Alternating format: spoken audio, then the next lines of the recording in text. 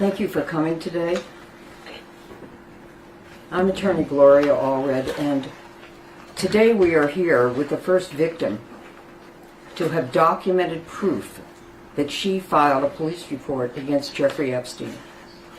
In 1997, Alicia Arden, who is here with me today, filed a police report with the Santa Monica Police Department alleging that Jeffrey Epstein committed a sexual battery against her when she met him at the Shutters Hotel in Santa Monica, California.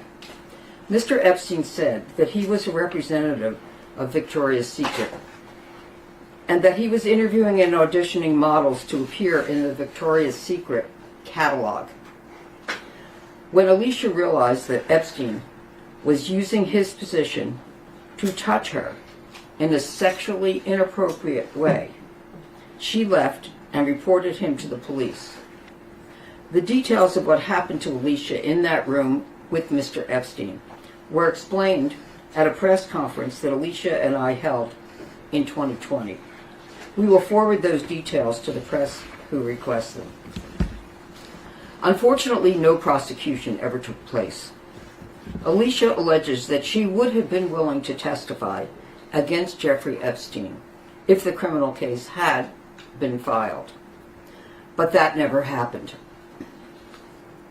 Alicia feels that if Epstein had been forced to face the consequences of his criminal behavior at that time, perhaps many other women and children could have been spared from the sexual abuse and sex trafficking that many were forced to suffer. The failure of the criminal justice system to bring Jeffrey Epstein to meaningful justice was repeated in the cases of many other victims over decades after Alicia's experience with him, and resulted in Jeffrey Epstein's misconduct becoming worse and leading to child sexual abuse and trafficking of underage girls. It included his friend and co-conspirator, Ghislaine Maxwell's conviction for conspiracy to entice minors to travel to engage in sexual acts, conspiracy to transport minors to participate in illegal sexual act, transporting a minor to participate in illegal sexual acts, sex trafficking, conspiracy, and sex trafficking of a minor. She was sentenced to 20 years in federal prison for her crimes.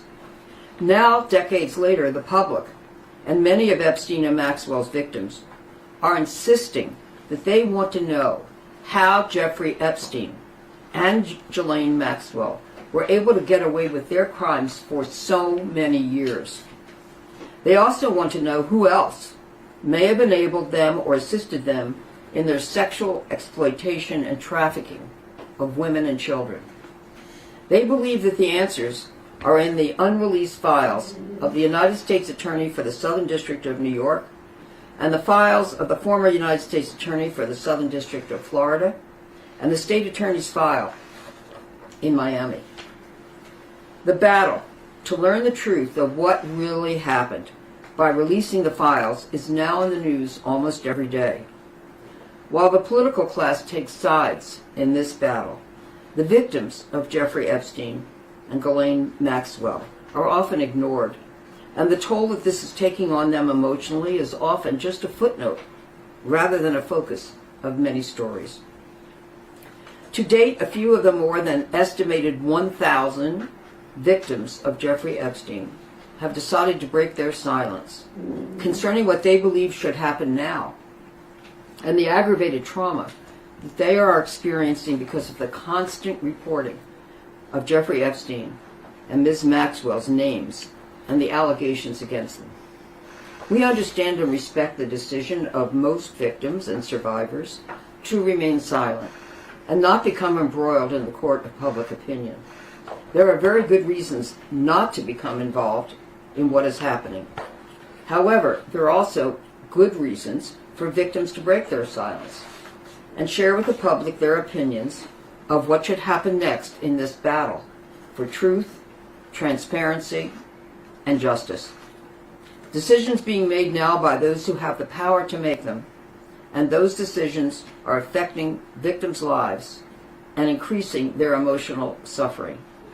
Today, Alicia Arden has decided to be one of the survivors who will share her thoughts about some of those decisions. Once again, she is showing her courage by continuing to speak out about Jeffrey Epstein and Ghislaine Maxwell. I am sure that more victims will also break their silence in the future. During a press conference, attorney Gloria Allred, known for representing many of Jeffrey Epstein's victims, alongside Epstein survivor Alicia Arden, disclosed the shocking reality of the widespread impact of Epstein's criminal activities. She revealed that there have been more than 1,000 individuals victimized by Epstein's sex trafficking operation.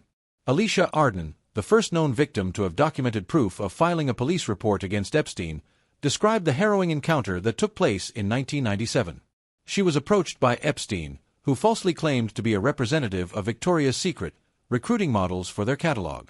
During their meeting at the Shutters Hotel in Santa Monica, Epstein took advantage of the situation and made inappropriate advances, touching her sexually. Once Alicia realized his intentions, she fled the room and immediately reported the assault to the police. However, despite her brave decision to come forward, no criminal prosecution ever followed. Allred shared that Alicia would have been willing to testify had the case gone to trial, but the failure of the justice system to take meaningful action allowed Epstein to continue his exploitation unchecked for many years.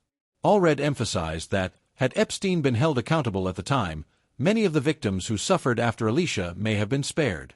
The press conference also highlighted the conviction of Ghislaine Maxwell, Epstein's accomplice, who was sentenced to 20 years in prison for charges including sex trafficking minors and conspiracy. This conviction, however, only underscored the broader issue of how Epstein and Maxwell were able to operate with impunity for so long. Alicia's story is part of a larger narrative that has garnered public attention, especially as many victims continue to seek justice.